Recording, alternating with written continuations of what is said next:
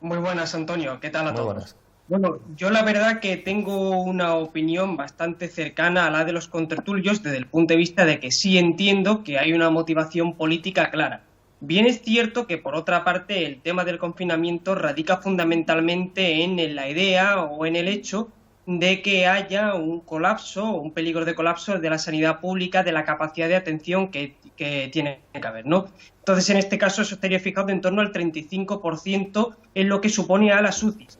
Y ese porcentaje no se ha alcanzado aún en la Comunidad de Navarra. Entonces, motivos científicos que puede haber para no confinarla en todo caso, pues sería una incidencia razonablemente menor en cuanto al tema de los contagios, o sea, de los contagios que se van produciendo, y evidentemente también el hecho de que haya una población menor, que no llega al millón de habitantes. En todo caso, yo considero que eso son cuestiones más bien de carácter secundario y que están cogidas con pinzas, que realmente la motivación que hay aquí es una motivación claramente política porque la Comunidad de Madrid se ha convertido en el gran caballo de batalla en lo que respecta al gobierno de la nación.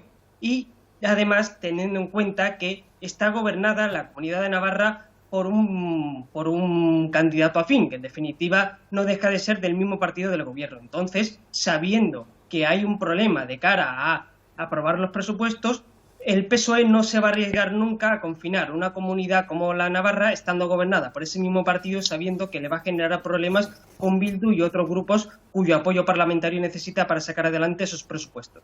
Ujú.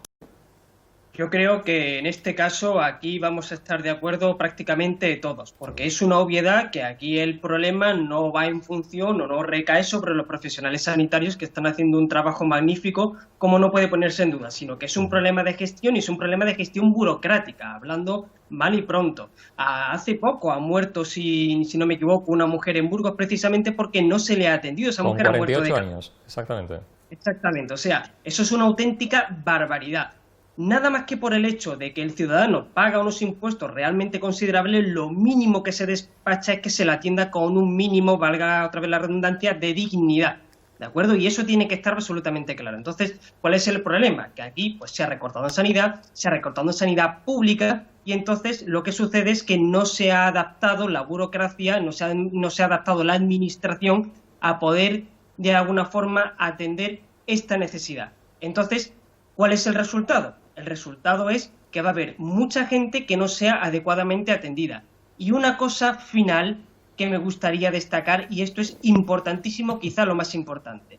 La atención presencial no puede ser sustituida por la atención telemática ni telefónica. Es Ya decir, lo decía no se Unamuno, creo puede. que era el que decía que el paciente tenía que estar al lado. Sí, que Vamos. está al lado. Sí, sí. Claro, es que vamos a ver, es una auténtica locura. ¿Cómo se va a sustituir lo que es una consulta médica en la que, lógicamente, el profesional tiene que atender a la persona físicamente por una consulta telemática o telefónica en la que no puede examinarle? Es, Claro. como digo, una auténtica locura y es algo que se va a producir, es algo que no se va a solucionar pronto. ¿Por qué? Porque no se había previsto esta cuestión, porque la administración no se ha adaptado, está extremadamente burocratizada y no tiene medios. Si se quiere atender a la gente, a toda la avalancha de enfermos y problemas sanitarios que van a venir en el futuro, se tiene que proveer adecuadamente a los profesionales sanitarios. Hasta que no se haga eso, todo lo demás Ujú. es una discusión Bueno, simbólica, absurda y sin sentido. bueno, Fuese una realidad en un futuro. pues vamos a ver. Vamos a ver qué opina Pablo sobre esta cuestión. Pablo, ¿cómo ves tú este proyecto? Yo creo que es un proyecto que hay que apoyar decididamente. Siempre, por supuesto, que sea viable y cuya ejecución sea rentable, evidentemente, ¿no?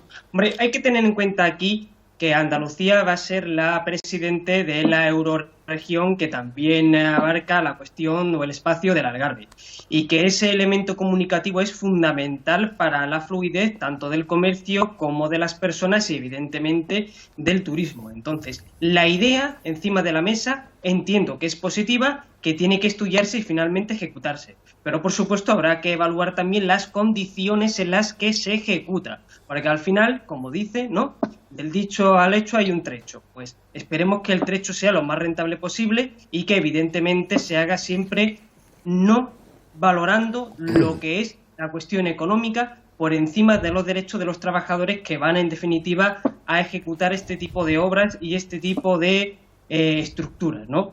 También habrá que ver la cuestión ferroviaria, como bien ha apuntado Diego, que yo no soy especialista en ella, entonces será él quien en definitiva pueda ilustrarnos más sobre la cuestión, pero entiendo, como digo, que es un elemento altamente positivo y que en esa dirección hay que caminar, a todo lo que es fundamentar y estructurar adecuadamente la vía de comunicación, ya sea carreteras, vías férreas o cualquier otro instrumento que sea predilecto para ello, entre España y Portugal. Y evidentemente fomentar todo lo que sea esa fluidez comunicativa entre Andalucía y el Algarve, en este caso en Portugal.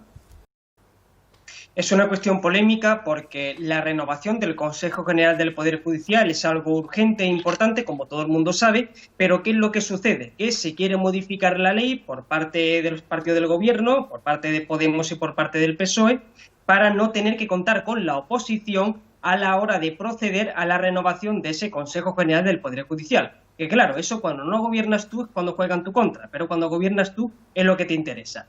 Aquí el principal problema es que lo han intentado hacer por parte de una propuesta que han llevado al Parlamento los partidos políticos y no el gobierno.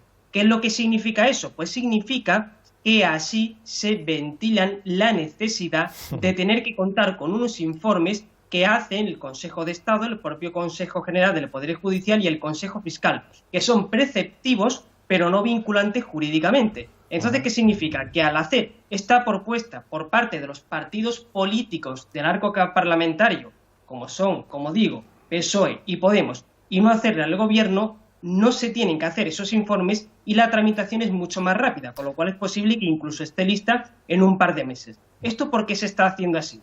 Porque se quiere conseguir esa modificación del Consejo General del Poder Judicial rápido, saltándose lo que dice la ley, saltándose el necesario consenso que tiene que haber y evidentemente como una vía para poder monopolizar las decisiones judiciales que se vayan a tomar en el futuro y que a buen seguro van a afectar al gobierno y van a afectar a los socios de coalición del PSOE.